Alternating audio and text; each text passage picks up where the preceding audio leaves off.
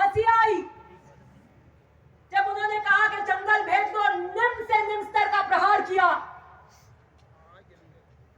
शेरनी का अर्थात, शेर का अर्थात प्रतीकात्मक होता है। बहादुरी, साहस, निडरता, शक्ति स्वरूप, गर्व, आत्मविश्वास, ये शेर के प्रतीकात्मक है। हम कहते हैं अपने बच्चे को, अरे क्या कर रहे भाई, क्या रो रहा है, शेर सा बहादुर बन। थोड़ा सा कुछ ज्यादा कुछ रॉब करता है जैसे मैं करती हूँ विधानसभा में, तो क्या इतनी क्यों शेर हो रही है। वो मुझे समझ ही नहीं आता कि आज की इस आधुनिक युग के अंदर भी क्या इतनी कुंठित मानसिकता हो सकती है। हमारा राष्ट्रीय प्रतीक अशोक स्तंभ, उसमें भी 4 शेर हैं, 4 शेर। मैं पूछना चाहती हूं, क्या अशोक स्तंभ के वो 4 शेर जो साहस, शक्ति स्वरूप, गर्व और आत्मविश्वास के प्रतीक हैं, क्या उनके लिए भी आप ऐसी राय रखते हैं? क्या उन्हें भी जंगल में भेजना चाहते हैं? जो हमारा राष्ट्रीय प्रतीक है,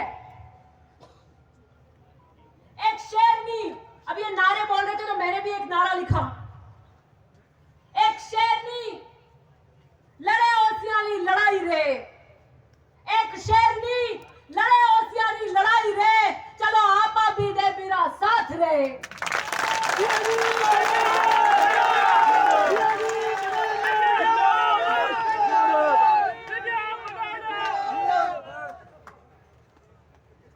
शेरनी भूखी है, शेरनी प्यासी है, शेरनी को जंगल में भेजो। शेरनी शेर के साथ ही रहती है, खी खी वहां भेजो। अपनी बेटियों के लिए भी बोलते हो क्या ये?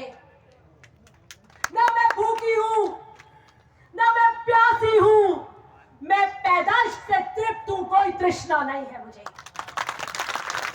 और यही कारण है, इसी तृप्ति के कारण मैंने ओसिया को नीलाम नहीं होने दिया या भ्रष्टाचार नहीं होने दिया।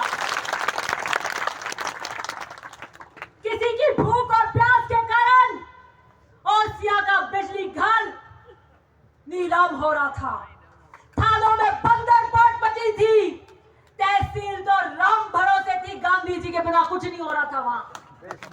वो किसकी भूख और प्यास थी?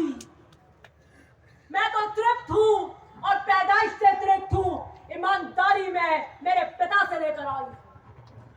और बीजेपी का भी आम व्यक्ति ये कहता है, अनेकों सर्वे होते हैं, सबने एक बात कही, चाहे उन्होंने बीजेपी से लिया हो, कि जो भी को एक बात तो कहनी पड़ेगी कि 100% ईमानदार है दिव्या मदेना, 100%।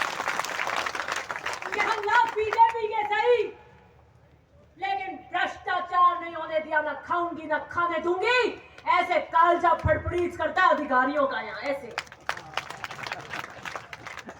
पुलिस केस हो जाता है कोई डोडो वोडो का, जाते हो आप, कहते हो कुछ कुछ कर लो, वो कहे बाप जी माफ करो, बस शेरनी ने ठा पड़ जाती, मार तो मैं सब सितारा उतार देंगे।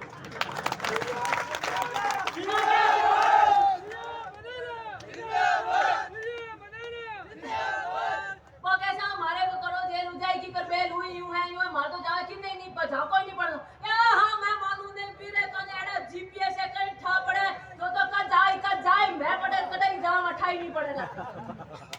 मैंने ओसिया के अंदर 101% भ्रष्टाचार के ऊपर अंकुश लगाया और किसानों का राज स्थापित किया, और किसानों की बेटियां भूखी प्यासी नहीं होती।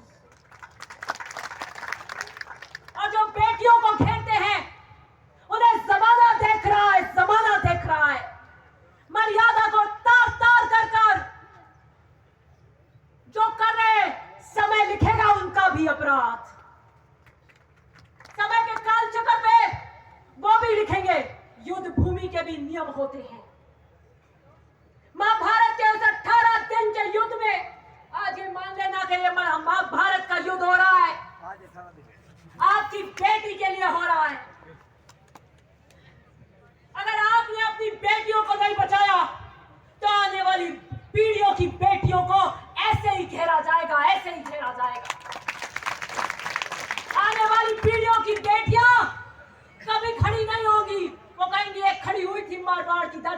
मृत्युंजय ने कैसे घेरा था उसको मर्यादा से। अमर्यादित शब्दों के बाण मारे थे, लेकिन वो अभिमन्यु की तरह खड़ी रही, उसने चक्रव्यूह तोड़ा। मैं नए युग की अभिमन्यु, मैं नए युग की अभिमन्यु चक्रव्यूह भेदना जानती हूँ और जीतना भी जानती हूँ। युद्ध भूमि के अंदर भी स्त्रियों पे, बच्चों पे और सूर्यास्त होने के बाद प्रहार नहीं किया जाता था, लेकिन यहां कोई मर्यादा नहीं है। समय कब लिखेगा उनका अपराध, लेकिन मैं आज अपने पिता की घड़ी पहन कर आई हूं। ये घड़ी उन्होंने मुझे जब ऑपरेशन करने जा रहे थे, मेरा मम्मी है बंबई के अंदर, तो उन्होंने मुझे कहा 3 चीज लेके आना दिव्या जब मैं ऑपरेशन थिएटर से आ जाऊं। उनको पता था कि वो अगले 48 घंटे के लिए सेडेशन में रहेंगे, क्योंकि बहुत 11 घंटे का बड़ा ऑपरेशन था। उन्होंने कहा एक पेन, पेपर और मेरी घड़ी लेकर आना। और आप सोच नहीं कर सकते कि ऑपरेशन के बाद रात को 8 बजे वो थिएटर से निकले, सुबह 8 बजे जब उन्हें होश, मतलब सेडेशन में थे, भारी सेडेशन के अंदर, उन्होंने आंखें खोली, मुझे देखा और पहली चीज कही, दिव्या घड़ी लाई, घड़ी घड़ी। और मैंने उनको घड़ी उनकी कलाई पे पहनाई।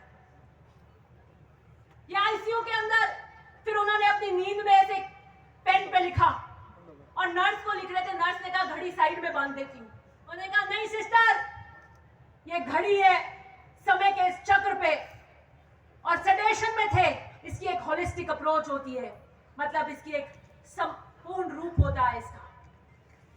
मेरे पिता जब अपने जीवन की आखिरी सांस, वो आखिरी रात, मैं और मेरी मम्मी उनके सिरहाने बैठी थी। मुझे डॉक्टरों ने बता दिया था 1 साल पहले कि 1 साल से ज्यादा नहीं निकालेंगे। वो जब भाग्य कोई आपको निकाल के बता दे तो 1-1 दिन नहीं निकलता।